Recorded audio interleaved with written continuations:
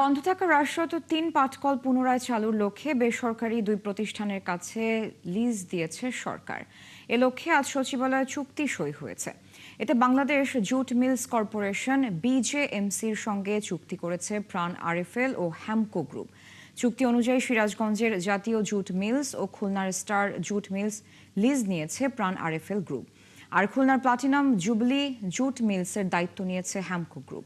বিজেএমসির পক্ষে সংস্থাটির chairman brigadier general Mohammad কবির উদ্দিন শিকদার সই করেন।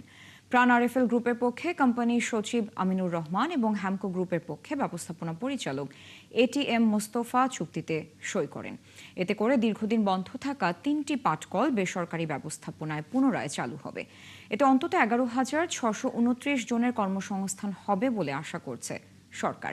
পাশাপাশি প্রায় ৬১৯ কোটি টাকা বিনিয়োগের পরিকল্পনা রয়েছে।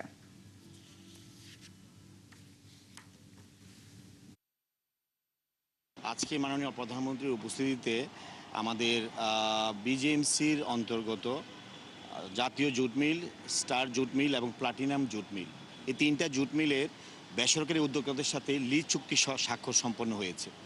আপনারা জানেন যে মাননীয় প্রধানমন্ত্রীর নির্বাচনী কমিটমেন্ট ছিল নির্বাচনের আগেও এবং নির্বাচনের পরেও।